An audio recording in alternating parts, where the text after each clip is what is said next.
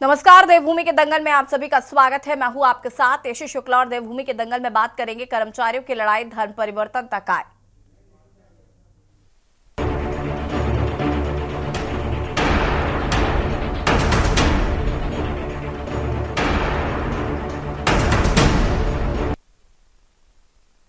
लोकसभा चुनाव से पहले उत्तराखंड में बीजेपी की टेंशन कर्मचारियों ने बढ़ा दी है। दरअसल राज्य में पुरानी पेंशन बहाली की मांग कर रहे कर्मचारियों के बाद अब उपनल कर्मचारियों ने भी सरकार के खिलाफ मोर्चा खोल दिया। वही आंदोलनरत विभिन्न कर्मचारियों के संगठनों को कांग्रेस का भी समर्थन मिल रहा है। कांग्रेस ने जहां लोकसभा चुनाव में पुरानी पेंशन बहाली को बड़ा मुद्दा बनाया है, तो वहीं दूसरी ओर सरकार को उपनल कर्मचारियों की मांगों को पूरा करने का भी दबाव बनाया है।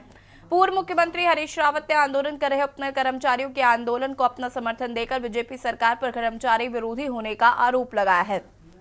बता दें कि नियमितीकरण, समान काम के लिए समान वेतन देने समेत विभिन्न मांगों को लेकर आंदोलन किया जा रहा है। उपनल कर्मचारियों ने बीजेपी सरकार पर वादाखिलाफी का आरोप लगाया है। आक्रोशित उपनल कर्मचारी महासंघ ने राज्य के सैनिक कल्याण मंत्री गणेश जोशी के आवास का घेराव भी किया। महासंघ ने जल्द ही मांगों का निस्तारण नहीं होने पर सामूहिक रूप से धर्म परिवर्तन करने और चुनाव में बीजेपी के बहिष्कार की चेतावनी दी है। उनका कहना है कि यदि कर्मचारी और उनकी मांगों को इसी तरह अनदेखी की जाती रही तो 25,000 से ज्यादा उपनल कर्मी अपने परिवारों के साथ सामूहिक रूप से धर्म परिवर्तन करने को मजबूर होंगे। सवाल यह है कि आखिर क्यों बीजेपी सरकार पर कर्मचारी विरोधी होने का आरोप लगा रहे हैं। क्या चुनाव से पहले कर्मचारियों की नाराजगी बीजेपी को भारी पड़ेगी? आज इसी मुद्दे पर चर्चा करेंगे। उससे पहले रिपोर्ट।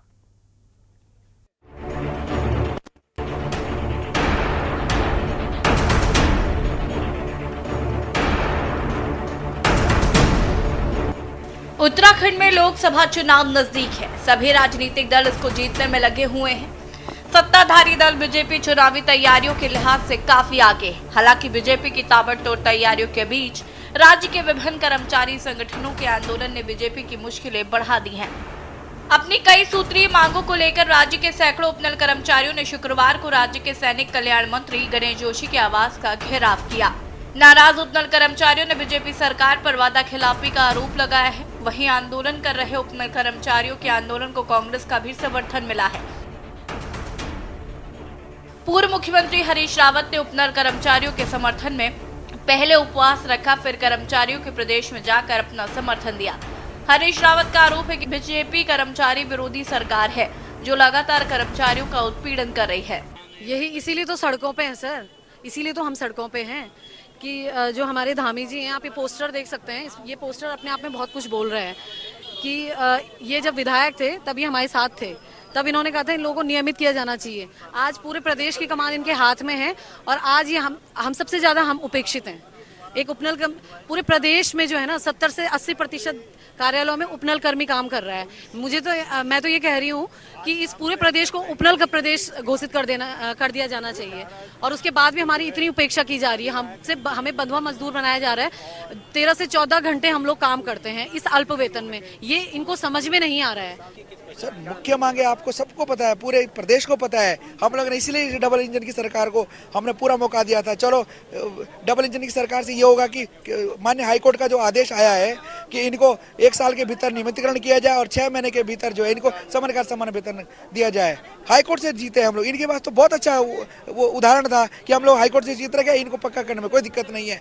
ये लोग SLP लेकर सुप्रीम कोर्ट में चले गए, किस बात की वो है? हम लोगों ने एक दिन रात एक करके इस भारतीय जनता पार्टी को वोट लगा के जिताए हैं। 28,000 कर्मचारी है। अगर आप एक परिवार में 4 लोग भी लगाएंगे तो हमारे वोट से ये लोग जीत रहे हैं, सरकार बन रही है इनकी।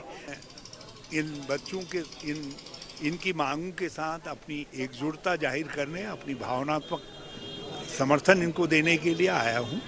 और इसीलिए मैं नॉर्मली मंत्री के वहाँ जब कूच इत्यादि होता मैं उसमें सम्मिलित नहीं होता, मुख्यमंत्री या विधानसभा कूच में सम्मिलित होता हूँ। और क्योंकि इन्होंने जो कुछ अपने प्रस्ताव में कहा है उससे मैं बहुत द्रवित हूँ, बहुत चिंतित भी हूँ। और स्वाभाविक है कि भविष्य की कोई सुरक्षा नहीं, भविष्य का कोई निश्चय नहीं है।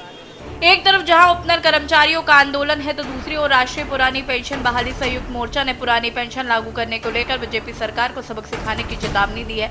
राष्ट्रीय पुरानी पेंशन बहाली संयुक्त मोर्चा के राष्ट्रीय अध्यक्ष VP सिंह रावत ने देहरादून में कांग्रेस की प्रदेश प्रभारी कुमारी शैलजा मुलाकात कर लोकसभा चुनाव से पहले चुनावी घोषणा पत्र में पुरानी पेंशन बहाली की मांग को प्रमुखता से रखे जाने का अनुरोध किया। उनका कहना है कि लोकसभा चुनाव में देश के 85 लाख एनपीएस कर्मचारी बीजेपी को जवाब देने के लिए तैयार है। उनका कहना है उत्तराखंड राज्य कर्मचारी प्रदेश है। राज्य की आजीविका का मुख्य साधन सरकारी कर्मचारी है। उत्तराखंड में गुजरात की तरह उद्योग नहीं है। यहाँ रोजगार के रूप में सिर्फ सरकारी नौकरी है और उत्तराखंड सरकार पुरानी पेंशन बहाली मांग के लिए गंभीर नहीं है। वहीं कांग्रेस का कहना है कि चुनाव में पुरानी पेंशन बहाली कांग्रेस का बड़ा मुद्दा होगा। जी इस वक्त राजनीतिक हाशिए पर हैं और केवल जनता द्वारा नहीं, उनकी पार्टी द्वारा भी उनको हाशिए पर रखा गया है, क्योंकि कोई नेता उनको पूछ नहीं रहे। तो इस कारण वो और कुछ नहीं, राजनीति करने के लिए, राजनीति में चर्चा में बने रहने के लिए इस प्रकार के आरोप लगा रहे हैं। सब जानते हैं ये कर्मचारी विरोधी क्या, हम तो हर जन के जो है हितैषी सरकार है। हमने कर्मचारियों की सभी मांगों को समय समय पर पूरा किया है। कर्मचारियों को समय समय पर जो है जो उनकी डिमांड रही थी उनके अनुसार जो है उनके भत्ते सब कुछ जो है हमारी सरकार ने दिया है। और आदरणीय राहुल गांधी जी ने निर्देश भी दिया, जहाँ जहाँ हमारी सरकारें बनी वहाँ ओल्ड पेंशन स्कीम उन्होंने लागू की। दुर्भाग्य है कि राजस्थान में सरकार बदलने के बाद उसको फिर से टर्न डाउन बीजेपी ने किया है। तो कर्मचारियों को भी समझना चाहिए कि कौन उनके पक्ष में है। आज जितने घर चल रहे हैं जिसमें बेरोजगार बच्चे हैं, बेरोजगारी बढ़ी है, वो पेंशनर्स के परिवार से परिवार चल रहा है। और आने वाले 10-15 साल बाद की अगर हम कल्पना करें, अगर हमारे पेंशनर्स को पेंशन नहीं मिलेगी, हमारे कर्मचारियों को पेंशन नहीं मिलेगी और बेरोजगारी का जो हाल है, तो परिवार कैसे चलेंगे, घरों की भयानक स्थिति हो जाएगी। और राहुल गांधी जी ने कमिटमेंट दिया है और हमारे खड़गे साहब ने कि अगर जहाँ जहाँ कांग्रेस की सरकार है वहाँ हम ओल्ड पेंशन स्कीम लागू करेंगे। लेकिन इसका जो सबसे सीधा और सरल उपाय है वो केंद्र में जब कांग्रेस लेड गवर्नमेंट आएगी तभी हम इसको पूरे भारत में कर सकते हैं। और वही एक तरीका है ताकि इस हमारे स्ट्रक्चर को कोई खराब ना कर सके। कुल मिलाकर लोकसभा चुनाव से पहले उत्तराखंड में बीजेपी की टेंशन नाराज कर्मचारियों के आंदोलन ने बढ़ा दी है। एक तरफ जहां कर्मचारी राज्य में पुरानी पेंशन बहाली की मांग को लेकर आंदोलन कर रहे हैं, तो वहीं दूसरी ओर उपनल कर्मचारियों ने भी अब सरकार के खिलाफ मोर्चा खोल दिया है। सवाल यह है कि क्या कर्मचारियों की नाराजगी बीजेपी को भारी पड़ेगी? क्या कर्मचारियों का साथ कांग्रेस की नैया पार लगाएगा? सवाल ये भी है कि आखिर क्यों कर्मचारियों की लड़ाई धर्म परिवर्तन तक आ गई है। Uttarakhand desk report. चर्चा इसी पर करेंगे। मेहमान हमारे साथ जुड़ चुके हैं, उनसे आपका परिचय करा देते हैं। शीशपाल सिंह बेजी, प्रदेश प्रवक्ता कांग्रेस से हमारे साथ जुड़ चुके हैं। पीसी थपलियाल जी, वरिष्ठ नेता यूकेडी से हमारे साथ जुड़ चुके हैं। और शिव प्रसाद सेवाल जी, अध्यक्ष RRP हमारे साथ जुड़ चुके हैं। आप सभी का बहुत बहुत स्वागत है।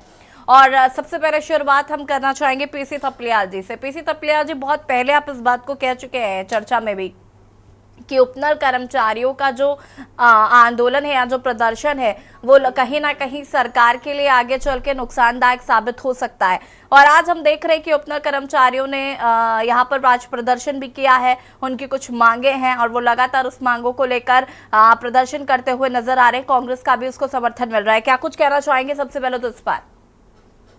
सबसे महत्वपूर्ण बात यह है कि आज जो उत्तराखंड में सरकार चल रही है उसके पीछे कहीं ना कहीं उपनल का कंट्रीब्यूशन, उपनल का जो जिम्मेदारी जो उन कंधों पे दी गई है सरकार संचालित करने के लिए, वो उनके कारण चल रहा है। नहीं तो आज जो नेता पूरे हेलीकॉप्टरों में दौड़ रहे हैं, जगह जगह जाके जिस तरह से हमारे संसाधनों को ये गर्त में डालते हुए अपनी चुनावी सभाओं में लगा रहे हैं, तो उसके पीछे ये उपनल का खून पसीना है, जिसकी बदौलत बहुत बड़ा बचाव हमारे उसमें हुआ है। जो हमने खर्च करना चाहिए था, अगर इतने ही कर्मचारी अगर सरकार अपने उसमें लेती रेगुलर, तो बहुत बड़ा खर्चा था।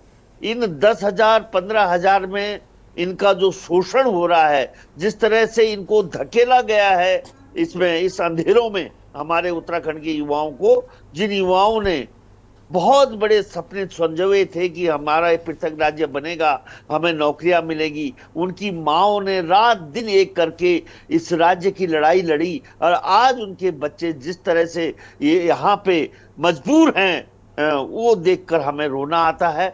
और निश्चित रूप से अगर उपनल है, उपनल एक ऐसी संस्था थी जो कि पूर्व सैनिकों के लिए बनी थी, और पूर्व सैनिकों को क्योंकि हमारा शोषण होता था, हमारे को ये जो बाहरी ठेकेदार थे वो 5,000 6,000 में सिक्योरिटी की ड्यूटी देते थे।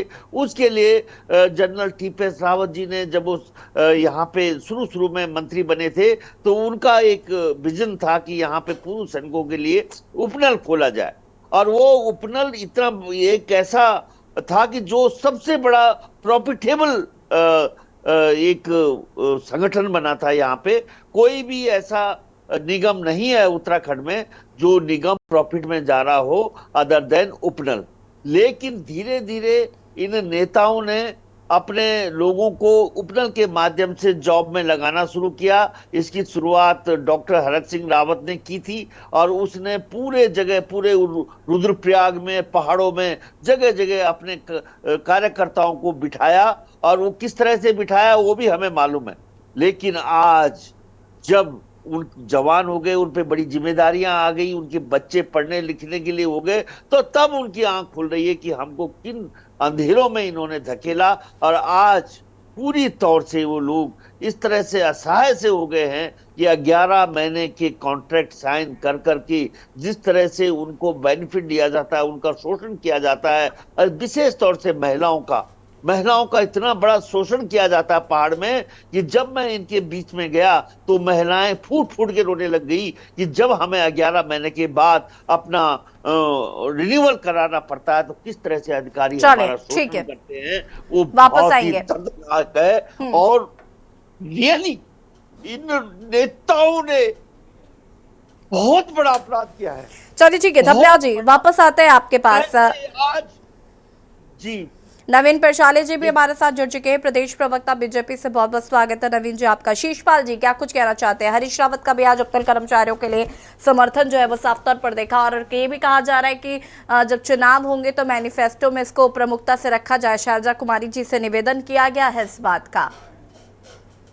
देखिए यशी जी, उपनल कर्मचारियों की जो जायज मांगे हैं लगातार वो उसके लिए सड़क पे उतर के प्रदर्शन कर रहे हैं। सरकार कई बार उनको आश्वासन दे चुकी है, कई दौर की उनसे बातें हुई हैं, लेकिन सरकार हमेशा अपने वादे से पलट जाती है। मजबूरी में उपनल कर्मचारियों को जो है अब बड़ी भारी मात्रा में सड़क पे उतरना पड़ रहा है। और आप देख लीजिए कि उपनल कर्मचारी कल दून हॉस्पिटल के आज समाचार छपे हैं कि उपनल कर्मचारियों की हड़ताल के कारण वहां कितनी परेशानी लोगों को हुई। तो इससे जनमानस को भी दिक्कत हो रही है। सरकार तो जनमानस की समस्या का भी जो है समाधान करने के लिए तैयार नहीं है। उपनल कर्मचारियों के हक में जो है माननीय हाईकोर्ट पहले ही जो है फैसला दे चुका है कि समान काम का समान वेतन होना चाहिए, इनका नियमितीकरण होना चाहिए। तो सरकार तो उस पर गंभीर है ही नहीं है। 2016 में माननीय हरीश रावत जी की सरकार ने जो है उपनल कर्मचारियों के लिए जो है एक बहुत ही सटीक प्रस्ताव उस समय दिया था और उस समय अगर ये प्रस्ताव मान लिया गया होता तो निश्चित तौर पर जो है आज हमारे उपनल के भाइयों को ये संघर्ष नहीं करना पड़ता। लेकिन अगर ये सरकार 7 साल से अगर चाहती तो 2016 का जो प्रस्ताव था कुछ उसमें संशोधन करती, कुछ मान्य शीशपाल जी फटाफट सबका रिएक्शन ले लेते हैं, उसके बाद हम आगे चर्चा को आगे बढ़ाएंगे। उमा सिसोदिया जी पूर्व प्रदेश उपाध्यक्ष आम आदमी पार्टी से भी हमारे साथ जुड़ चुकी है। उमा जी आपका भी बहुत बहुत स्वागत है। शिव प्रसाद सेमवाल जी अपनी बात को पूरा करिए, उसके बाद उमा जी आपके पास आते हैं। नहीं जैसी थी मेरे से आपने कहा था मैं बात करूं पूरी। शीशपाल जी 2 मिनट रुकिएगा, मैं सबका रिएक्शन ले लेती हूँ, उसके बाद हम चर्चा को आगे बढ़ाते हैं। माफी चाहूंगी वक्त की कमी है। शिव प्रसाद जी फटाफट अपनी बात को पूरा करेगा। मैडम ऐसा है कि उपनल के जो कर्मचारी हैं इनको सर्विस देने की प्रोसेस जो भी रही हो, कम से कम ये बात बिल्कुल निर्विवाद है कि इसमें उपनल कर्मचारियों की कोई गलती नहीं है। बेरोजगारी इतनी है और नियोक्ता जो डिपार्टमेंट हैं वो किस माध्यम से, किस तरीके से, किस प्रक्रिया को अपना के नियुक्ति देते हैं किसी डिपार्टमेंट में, ये सीधे कर्मचारियों पे ना हो करके इस डिपार्टमेंट की जिम्मेदारी है और सरकार की या मंत्रियों की जिम्मेदारी है। आज 10-12 साल बाद, 20-22 साल बाद उपनल के कर्मचारियों को जॉब सिक्योरिटी ना होना, इससे 2-3 तरीके के नुकसान है। एक तो कर्मचारियों का शोषण होता है, दूसरा आधे अधूरे मनोबल से कर्मचारी कितना काम कर पाएंगे, बिल्कुल, तीसरा जो कर्मचारियों को हायर एंड फायर जैसे अधिकारी लोग समझते हैं उस तरीके की मेंटलिटी समझने से एक तो कर्मचारियों का जो, क्योंकि वो भी भाई मानव संसाधन है उत्तराखंड के और उत्तराखंड की जनता है कहीं ना कहीं, तो एक तो उत्तराखंड के लोगों के साथ, उत्तराखंड के परिवारों के साथ ये ज्यादती है। कर्मचारियों का जो शोषण हो रहा है वो अपने आप में एक बड़ा मुद्दा है और इससे कामकाज भी डिस्टर्ब होता है कि कहीं ना कहीं आधे अधूरे मनोबल से कामकाज पर भी असर पड़ता है। तो ये हर तरीके से जो है ये गलत है कि कर्मचारियों को आज भी हायर एंड फायर जैसी स्थिति में रखा जाए। उनके जो मानव अधिकार, जो बेसिक फंडामेंटल राइट्स होते हैं, छुट्टियों का अधिकार है या तमाम अधिकार है उनके, उसमें भी जो है इनके साथ दोयम दर्जे का व्यवहार किया जाता है। हाई कोर्ट कई बार कह चुका है कई सारे फैसलों में कि समान काम का समान वेतन होना चाहिए। अब काम तो ये सभी लोग समान कर रहे हैं, तो वेतन इनको समान क्यों नहीं दिया जाना चाहिए? हमने भी अपनी ओर से कई बार वित्त सचिव से लेकर के अलग अलग स्तर पर इसकी पैरवी की है, और हमने ये माना कि कहीं ना कहीं शासन में जो ऑफिसर्स हैं, कहते हैं ना कि आईएएस जैसे एससी होता है, एसटी होता है, ओबीसी होता है, ये अलग अलग क्लास होती हैं, तो ऐसे आईएएस भी एक अलग क्लास हो जाती है। जैसे कोई व्यक्ति आईएएस बनता है तो अपनी जाति, बिरादरी, क्षेत्र वगैरह की बातें ही, उनके साथ जो संवेदनाएं होनी चाहिए मानवता के मूल में, वो नहीं रह जाती, वो भी एक अलग से क्लास हो जाती है। और जिस तरीके से ब्यूरोक्रेसी का इनके प्रति जो नकारात्मक रवैया या जो असंवेदनशीलता रही है, ये अपने आप में चिंता का विषय है। और हर एक लोक कल्याणकारी सरकार को अपनी जनता को ध्यान में रखते हुए, अपने विभागों के मानव संसाधनों के जो मूलभूत उनके मानवाधिकार है उनको ध्यान में रखते हुए इस पे संवेदनशीलता से निर्णय लेना चाहिए। और उमा देवी बनाम कर्नाटक सरकार प्रकरण ज्यादा से ज्यादा इतना ही लागू हो सकता है कि भाई 10 साल जिनको कर्मचारियों को हो गए हैं, उनको रेगुलराइजेशन के लिए एक पैटर्न अपनाना चाहिए, क्योंकि 10 साल तक इन कर्मचारियों ने अगर काम किया है तो जाहिर सी बात है कोई 20-25 साल की उम्र में सेवा में आया होगा, तो आज की डेट में वो ओवर एज हो गया है, तो वो कहीं दूसरी जगह भी अप्लाई नहीं कर सकता। और 20-22 साल तक सेवा करते हुए, 10-15 साल तक सेवा करते हुए उसे उस डिपार्टमेंट का पर्याप्त अनुभव भी हो गया है। तो वन टाइम सेटलमेंट एक स्कीम जैसे कुछ चला करके और इनको जो है जितने साल जिनको हो गए, 10-10 साल से अधिक जिनको हो गए, उन सबको जो है रूटीन से नियमितीकरण करना चाहिए। और तभी जाकर के इस तरीके के जो आए दिन ये लोग धरने पे बैठ जाते हैं, हड़ताल पे बैठ जाते हैं, कई बार सरकार बोलती है कि हमारे पास बजट नहीं है, अब बजट सैंक्शन हो रहा है, हर महीने हर 6 महीने में यही सब रोना होता है। तो जिसके कारण क्या होता है कि कामकाज भी बहुत ज्यादा डिस्टर्ब होता है। कई अनावश्यक राजनीति इसमें होती है, चाहे विपक्षी दल करें या चाहे वो जो कर्मचारी संगठन है वो करें। तो इन सबसे अगर बचना है तो मेरा भी ये सुझाव है और मांग भी है सरकार से कि वन टाइम सेटलमेंट स्कीम के तहत एक बार में जितनों को 10-10 साल हो गए उन सबको रेगुलराइज किया जाए, और भविष्य के लिए कोई भी सेवा इस तरीके से न की जाए पिक एंड चूज के आधार पर। उसका प्रॉपर जब सेवा योजन विभाग आपने बना रखा है, हर एक व्यक्ति को देखिए शिव प्रसाद जी, बहुत सीधे शब्दों में आपने ये बातें समझा तो दी हैं, और ये बातें बहुत आसान है समझने के लिए सरकार के लिए भी, लेकिन सरकार क्यों नहीं समझ रही, हम इस पर बातचीत करेंगे। देवभूमि के दंगल में आज हम बात कर रहे हैं कर्मचारियों की लड़ाई धर्म परिवर्तन तक आई, और इसी पर चर्चा कर रहे हैं। मेहमान हमारे साथ जुड़े हुए हैं, उमा सिसोदिया जी का रुख कर लेते हैं। उमा जी, क्या कुछ कहना चाहती हो अपने कर्मचारियों की जो समस्याएं हैं, या जो बात बहुत आसानी से शिव सेमवाल जी ने कही, क्या ये समस्या बहुत पहले हल नहीं हो सकती थी? देखिए, उपनल कर्मचारी आंदोलन के साथ आम आदमी पार्टी बहुत, जब इनका पिछली बार जब आंदोलन हुआ था तो हम लोग बड़े कर्मठता के साथ इन लोगों के साथ खड़े थे। और अभी जब मैं पूरी चर्चा सुन रही हूँ तो मेरे को वो उत्तराखंड आंदोलन की याद आ रही है, जिसमें लोग कहा करते थे कि उत्तराखंड अभी दो, आज दो, उत्तराखंड राज दो। और जितने लोग यहाँ पर बैठे हुए हैं, इन्होंने खुद ने और इनके माता पिताओं ने उस आंदोलन में अपनी आहुति दी है। और आज आप ये देखिए कि हमारे उत्तराखंड के लोग वो 10,000, 12,000, 15,000 रुपए की नौकरी पाने के लिए भी आज सड़कों पर बैठे हुए हैं, धरना प्रदर्शन कर रहे हैं। और उस नौकरी में भी उनको गारंटी नहीं है कि नौकरी जो है 3 महीने बाद चलेगी, 2 महीने बाद चलेगी, या किसी भी दिन खत्म कर दी जाएगी। ये हालत एक उत्तराखंडी की आज हो चुकी है। हमारे अलग उत्तराखंड राज्य बनने के बाद क्या मिला उत्तराखंड को? ये 10-5 हजार रुपए की नौकरियां, या अग्निवीर की नौकरियां कि 4 साल बाद आपको निकाल के बाहर कर दिया जाएगा। ये उपनल के माध्यम से जितने दिन आपने काम किया उतने दिन के पैसे दिए, किसी भी दिन कह दिया कि जाओ जी कल से मत आना। तो ये जो हालात इस समय उत्तराखंड के हो चुके हैं, वाकई में शर्मनाक है। एक तरफ हम लोग कहते हैं 5वीं अर्थव्यवस्था बन चुके हैं, मोदी जी की गारंटी हम 3री अर्थव्यवस्था बनेंगे। किसके लिए ने भाई? सिर्फ अडानी और अंबानी 2 लोगों के लिए। बाकी आम आदमी, जो बिल्कुल आम आदमी, सड़क पर खड़ा हुआ सबसे लास्ट, जिसको कहते हैं ना समाज का सबसे आखिरी व्यक्ति, वो आज सड़कों पर है अपनी 10-12 हजार रुपए की नौकरी को पक्का करवाने के लिए। ये कुछ कट्टे, मतलब मैं किस तरीके से बीजेपी इसको जस्टिफाई कर रही है। 5वीं ट्रिलियन डॉलर की जो हमारी अर्थव्यवस्था की बातें होती हैं, हमारी बड़ी बड़ी बातें जो प्रधानमंत्री जी बोलते हैं या धामी जी बोलते हैं, वो बातें सड़क पर दिखाई नहीं देती। मुझे दुख होता है कि 12-15 हजार रुपए की नौकरी के लिए भी युवा जो है वो इस तरह से मारे मारे घूम रहे हैं, और उनको आपने नौकरी दे भी दी तो उस नौकरी की कोई गारंटी नहीं। मतलब इंसानियत नाम की चीज भी नहीं है। इंसानियत होती है ना कि भाई एक 12,000-15,000 रुपए की नौकरी में कोई व्यक्ति कैसे अपने परिवार का गुजारा चलाएगा, कुछ तो सरकार को सोचना चाहिए। और जबकि इनके ऊपर सबसे ज्यादा जिम्मेदारी है। हम लोगों ने देखा है जब कोरोना टाइम में सबसे ज्यादा अगर किसी ने काम किया तो यही उपनल के कर्मी थे। जो आप देखिए दून हॉस्पिटल में किस तरीके से अपनी जान की बाजी लगाकर आप लोगों ने काम किया है। उस समय सब अपने घर पर बैठे हुए थे, तब भी ये लोग दिन रात दून हॉस्पिटल और तमाम दूसरे हॉस्पिटल्स में उपनल के जो कर्मचारी थे वो लगातार सेवाएं दे रहे थे, और उनको निकालकर बाहर कर दिया गया कि अब आपकी जरूरत नहीं है, अब आपको भर्ती किया, इसके बाद आप चले जाओ। तो ये अमानवीय है, ये अमानवीय है। ये मतलब मानवता को शर्मसार करने वाली नीति है। एक तरफ हम लोग बात करते हैं अमेरिका और इंग्लैंड की, अगर आप उनकी बात करते हैं, उनकी नकल आप करना चाहते हैं, तो अपने देश के लोगों को कम से कम उनको मानव संसाधन समझकर उनको एक मिनिमम गारंटी, आपको उनकी जॉब की सिक्योरिटी भी देनी पड़ेगी, और एक कम से कम एक ठीक ठाक ऐसी तनख्वाह आपको देनी चाहिए जिससे कि वो इज्जत के साथ जीवन यापन कर सके। हमारे यहाँ तो मतलब मेरे को हैरानी होती है कि हम अपने जो लोग हैं उनको हम किस तरीके से हम लोग उनको ट्रीट करते हैं। हम उनको इंसान भी नहीं समझते। ये ठीक है, मन हुआ तो भर्ती कर लिया, मन हुआ तो कल को निकाल देंगे।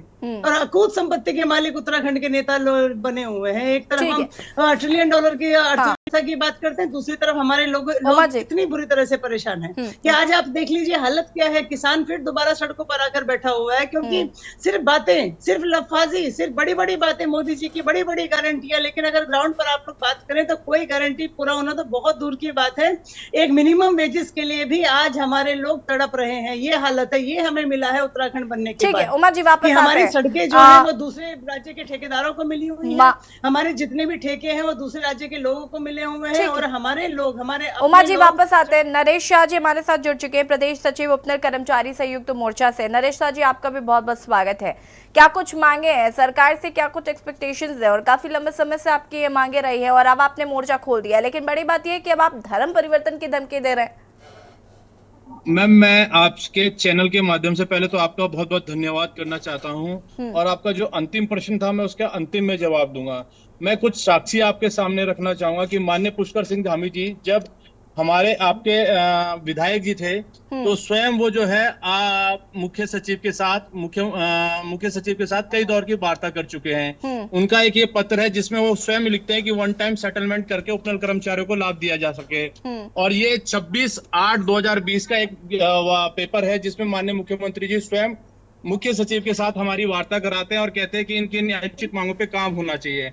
5 दौर की वार्ता हो चुकी है सैनिक कल्याण सचिव साहब के साथ, एसीएस मैडम के साथ, और माननीय मुख्यमंत्री स्वयं खुद इस वार्ता में थे।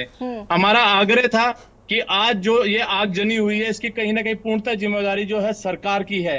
हम लोग उनसे बार बार आग्रह कर चुके थे कि हमारे कुछ बिंदु हैं। हमारी समस्या सबसे बड़ी ये है कि सुप्रीम कोर्ट में मामला होने के पश्चात भी कर्मचारियों को निरंतर बाहर कर दिया जा रहा है।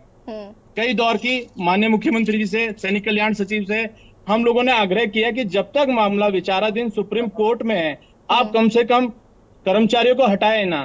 3-3, 4-4 माह से वेतन नहीं मिल पाता है। हम लोग इस पहाड़ के बच्चे हैं। माननीय मोदी जी, माननीय पुष्कर सिंह धामी जी, सभी लोग कहते हैं कि पहाड़ का जवानी पहाड़ का पानी पहाड़ के काम आएगा।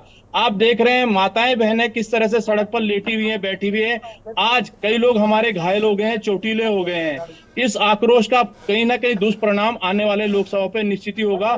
और मैं आपके चैनल के माध्यम से कहना चाहता हूं कि जब आदमी भूखा पेट खाली पेट होता है तो हो सकता है कहीं ना कहीं माननीय प्रदेश अध्यक्ष जी द्वारा धर्म परिवर्तन का जो बात कही गई है वो एक आवेश हो, लेकिन आवेश हर रूप में होता है। आप भूखे पेट आदमी क्या करेगा? 4 महीने से वेतन नहीं मिली है। आज हमारे एक साथी की टांग टूट गई है। पूरे प्रदेश, ये प्रदेश माननीय मुख्यमंत्री जी का है, पिथौरागढ़, धारचूला, स्वयं उनकी विधानसभाओं से लोग आए हुए हैं। हम ये नहीं चाहते थे कि राम राज की कल्पना करी थी, लेकिन इस तरह का राम राज हम कभी सोच भी नहीं सकते थे कि माननीय धामी जी के नेतृत्व में आएगा। मैं एक पत्र आपको और दिखाना चाहता हूँ। Senior advocate Shri SN Babulkar ji हैं, जो सरकार के ही वकील हैं। वो स्वयं लिखते हैं कि इनके मामले का समाधान स्वयं होना चाहिए, नहीं तो कहीं ना कहीं आगजनी और ये लोग एक गलत राह पे चले जाएंगे। क्यों नहीं मुख्यमंत्री जी इन सब चीजों का संज्ञान ले रहे हैं? परसों 5 मिनट में उन्होंने हमें विदा कर दिया कि नहीं, हम आपके बारे में बहुत अच्छा सोच रहे हैं। अगर आप अच्छा सोच रहे होते तो हमें यहाँ घाट पे ना बैठाते माननीय मुख्यमंत्री जी। हमारा आपसे हाथ जोड़ के निवेदन है, आपकी डबल इंजन की सरकार है तो निश्चित इन कर्मचारियों का भला भी आपको करना चाहिए, ना कि बार बार इस तरह से छलावा करना चाहिए। ठीक है, नवीन प्रशाली जी हमारे साथ जुड़े हुए हैं। नवीन जी, यहाँ पर सभी को आपने सुन लिया, विपक्ष को भी सुन लिया, यहाँ तक कि उपनल कर्मचारी को भी आपने सुन लिया, और आपको नहीं लगता है कि जहां एक ओर ये कहा जाता है कि प्रदेश के अंतिम छोर में बैठे व्यक्ति को भी हम मदद पहुंचा रहे हैं, हम लाभ पहुंचाने की कोशिश कर रहे हैं, तो वहीं ये उपनल कर्मचारी अपने न्याय के लिए तरस रहे? 4 महीने से वेतन नहीं मिला है, उनकी नौकरी कंफर्म नहीं है, कभी भी निकाले जा सकते और निकाले जा रहे हैं, तो इस तरीके का रवैया होगा तो जाहिर सी बात है कि लोग सड़कों पर ही नजर आएंगे। देखिए यशी जी, मैं आपको ये बताना चाहता हूँ कि इस प्रदेश के विकास में और हमारे विभागों के कार्यक्रम को, कामकाज को आगे ले जाने में उपनल का एक बहुत बड़ा योगदान रहा है और इसको सरकार भी मानती है। सरकार जनहित की है और हमारी सरकार ने, अगर आप देखें 2020 में उपनल कर्मचारियों को जो काफ़ी लंबे समय से उनका मानदेय नहीं बढ़ाया गया था, तो 15 से 20% उसको बढ़ाने का काम भी किया और 2021 में जो त्रैमासिक प्रोत्साहन राशि थी उसको भी दोगुना करने की हमारी सरकार ने दोगुना उसको किया और लगातार उपनल कर्मचारी हमारे जितने भी भाई बहन हैं उनसे वार्तालाप सरकार कर रही है और सरकार इसका रास्ता निकाल रही है। अभी सेमवाल जी ने एक बहुत अच्छी बात कही थी कि कहीं न कहीं इनका सेटलमेंट होना चाहिए। सरकार उस पर विचार कर रही है कि सेटलमेंट कब और किसके हिसाब से होना चाहिए, कितने साल का होना चाहिए, क्या हमारे पास कितनी गुंजाइश है, किसको एडजस्ट किया जाए, उसका एक प्लान बन रहा है। सरकार उस प्लान पर बहुत संजीदा तरीके से काम कर रही है और मेरा यही अनुरोध रहेगा कि इस समय उपनल कर्मचारी हमारे जो भाई बहन हैं वो थोड़ा सा धैर्य करें। सरकार जैसे कि खुद ही उन्होंने कहा कि मुख्यमंत्री जी ने कहा कि हम आपके लिए बहुत अच्छा सोच रहे हैं, वास्तव में हमारी सरकार बहुत अच्छा उपनल के लिए सोच रही है और कहीं ना कहीं एक सेटलमेंट स्कीम लेके आएगी। लेकिन जो इस वक्त आप देख रहे हैं कि जिस प्रकार से विपक्ष के तरफ से राजनीति हो रही है चुनाव के मद्देनजर, ये राजनीति हमारे लिए खतरनाक है। हमारे भाई बहनों को गुमराह किया जा सकता है उसमें। आप देखते हैं कि हरीश रावत जी का मैं अभी देख रहा था, उसमें उनके साथ गए हैं हरीश रावत जी। ये अगर कोई व्यक्ति अपने लिए न्याय मांग रहा है, कोई व्यक्ति अगर अपने लिए अपना हक मांग रहा है, उसमें आप हर समय पॉलिटिक्स इन्वॉल्व नहीं कर सकते हैं। हाँ, समर्थन कांग्रेस का मिल रहा है या अन्य राजनीतिक दलों का मिल रहा है तो वो उनका अपना सिस्टम है, लेकिन उपनल कर्मचारियों की जो मांग है वो जायज है, उससे आप डिनाई नहीं कर सकते हैं, तो उसमें पॉलिटिक्स नहीं हो रही है। आप मौका भी क्यों दे रहे हैं विपक्ष को? आप मौका भी क्यों दे रहे हैं? बिल्कुल भी नहीं कहा, नहीं विपक्ष नहीं, ठीक है, जो उनकी मांग है उस मांगों पर सरकार विचार कर रही है और सरकार उसको पूरा करेगी। सरकार हर चीज को पूरा कर रही है। जनहित की सरकार उत्तराखंड में भारतीय जनता पार्टी के माननीय मुख्यमंत्री के नेतृत्व में सब उसको कर रहे हैं। लेकिन मैं मुख्यमंत्री जी का वन टाइम सेटलमेंट का, आज तो सीएम है, मुख्यमंत्री है इस प्रदेश के, क्यों नहीं निर्णय ले रहे हैं? मैं आपसे पूछना चाहूंगा नवीन जी, हम इस देश प्रदेश के बच्चे शाहजी ले रहे हैं। अभी आपने खुद कहा कि माननीय मुख्यमंत्री जी ने कहा मुख्यमंत्री जी आपसे मिले, हमारा विरोध नहीं है, लेकिन जो सरकार मौजूदा कर्मचारियों को उत्पीड़न कह रही है कि हमेशा कर्मचारियों का विरोध शिवपाल जी, मैं इसके बाद आती हूँ जी। आज हरीश रावत जी आए हैं, कल हो सकता है शिव प्रसाद जी आए, परसों जी आए। दर्द वो समझेगा जो दर्द इस परिभाषा को समझता हो। नरेश जी, अगर हमारी डबल इंजन की सरकार हमारी इतनी तेजी है नवीन जी, आप इस चैनल में कह दीजिए माननीय मुख्यमंत्री जी कब हमारी बात को पूरा कर रहे हैं। मैं आपकी इस बात का स्वागत, मैं आप ही की कही हुई बात पर, नरेश जी मैं आप ही की कही हुई बात पर, मैं आपकी कही हुई बात पर प्रकाश डाल रहा हूं कि आप खुद स्वयं बोल रहे हैं कि आप माननीय मुख्यमंत्री जी से मिले और मुख्यमंत्री जी ने कहा कि हम आपके लिए बहुत अच्छा सोच रहे हैं। अगर मुख्यमंत्री जी ने कहा कि वो कर रहे हैं तो हम कर रहे हैं, हमारी सरकार कर रही है, आपको ये समझना पड़ेगा। मैं यहां पर केवल इस बात को कर रहा हूं कि जो पॉइंट आया है हमारे धर्म परिवर्तन की जो धमकी जो आई है वो कहीं ना कहीं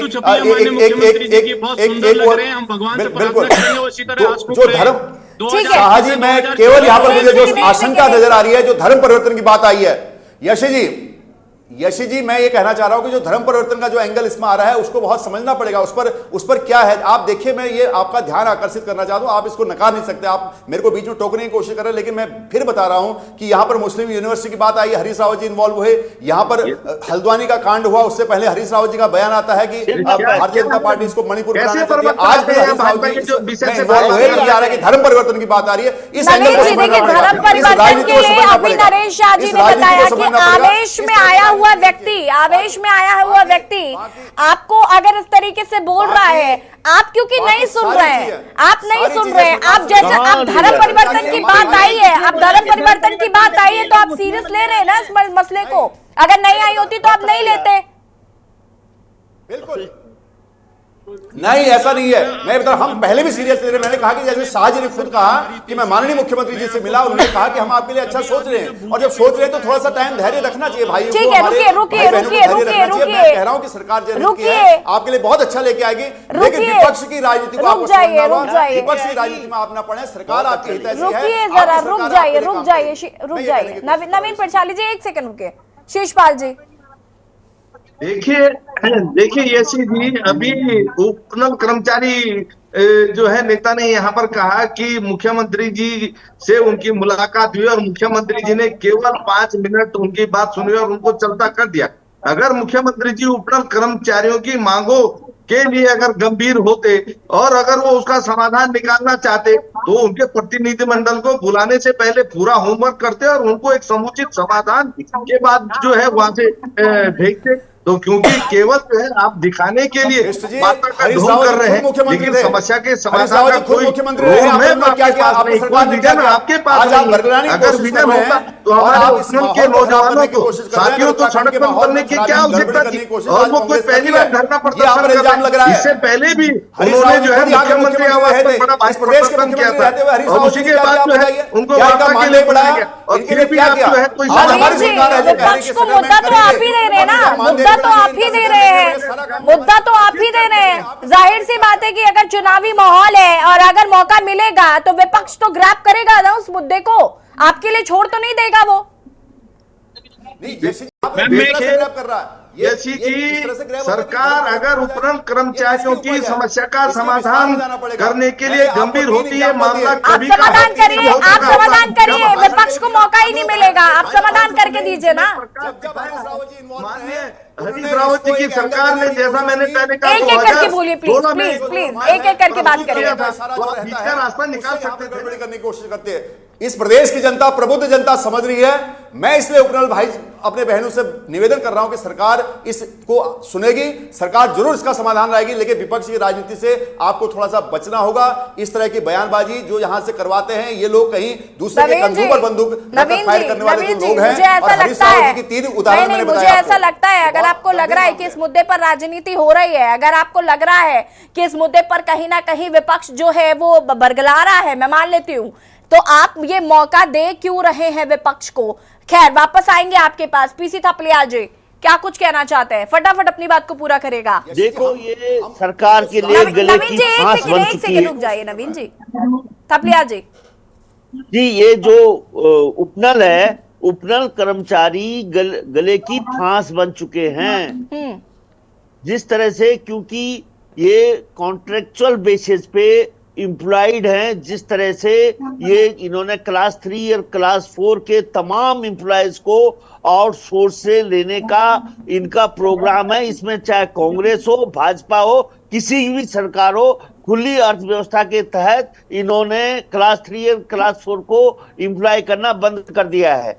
और उसके तहत ये सरकारी कॉन्ट्रेक्चुअल बेसिस पे कंपनी बनी थी जो पूर्व सैनिकों के लिए बनी थी, और उसमें इन नेताओं ने अपने लोगों को घुसेड़ कर आज वही इनके लिए भस्मासुर बन के खड़े हैं, जिसका हल इनके पास नहीं है।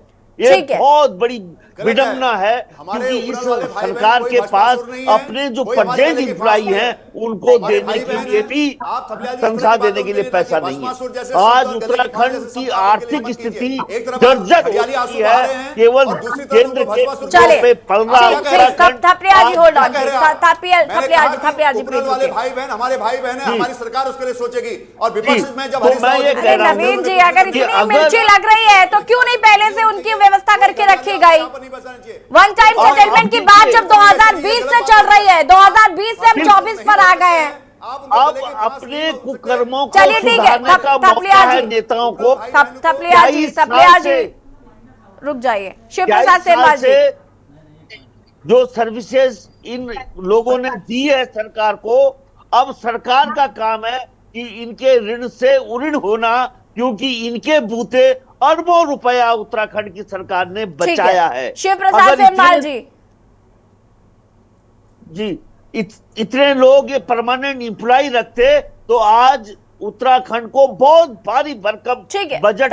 थपलियाल जी एक सेकंड रुकिएगा प्लीज। शिव प्रसाद सेमवाल जी, नवीन जी की बातों से सहमत है? नवीन जी कह रहे हैं कि सरकार कुछ अच्छा सोच रही है और वो उस पर काम करेगी।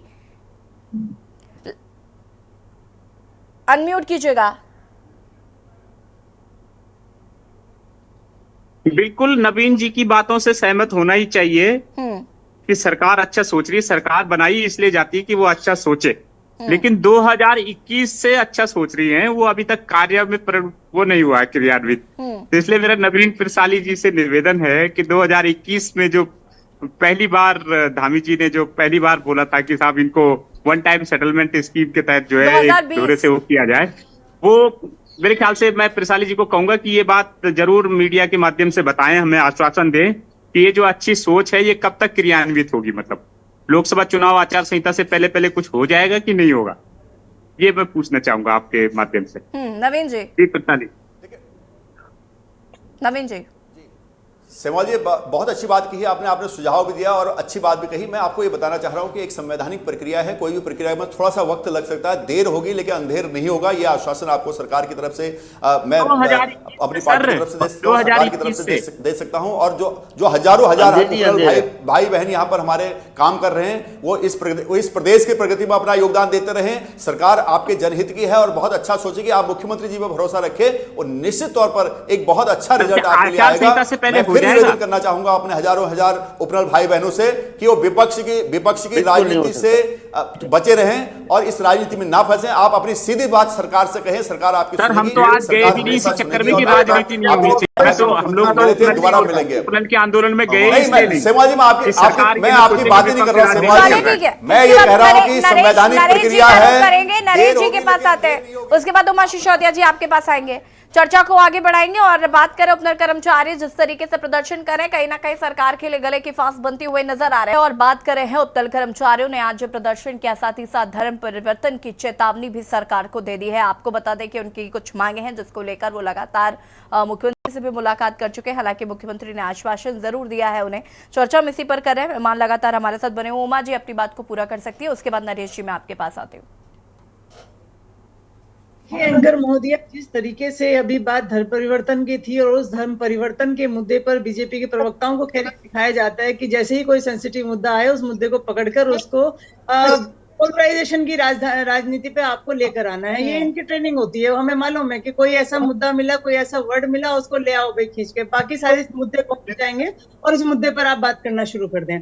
सबसे पहले तो मैं जानती हूँ अपने उपनल के कर्मचारियों को और आप सभी लोगों को कि इस तरह एक आवेश में आकर अगर किसी नेता ने या किसी कर्मचारी ने वक्तव्य दे दिया तो उसको देने की आवश्यकता नहीं है। हमारे अपने लोग हैं और मुझे मालूम है कि धामी जी चुनाव के वक्त पे कुछ ना कुछ रास्ता इनके लिए जरूर निकालेंगे और उनकी मजबूरी भी है और ये रास्ता निकालना। तभी चुनाव का एक हमारे कहावत है कि 4 साल कोई काम नहीं होता, 5वें साल में जाकर कुछ काम होते हैं। तो वही हम समझ लेते हैं और वही हम उम्मीद भी पाल लेते हैं कि क्योंकि चुनाव सामने है तो हो सकता है धामी जी उपनल के हमारे भाइयों और बहनों के लिए कुछ ऐसा कर पाए कि जिससे कि इनको दोबारा इस तरह से सड़कों पर आकर ना भटकना पड़े। लेकिन दुख इस बात का है कि 2020 से जिस मुद्दे पर बातचीत चल रही है, बराबर जिस मुद्दे पर सरकार ये कहती है कि हाँ हम करेंगे, हाँ हम करेंगे, ये जो लेट लतीफी है ये एक बड़ा कारण हो गया है आज सब लोगों के रोष का कि इतने लेट लतीफी क्यों। आपको जो करना है आप कर दीजिए। एक तरफ आप लोग दुनिया भर के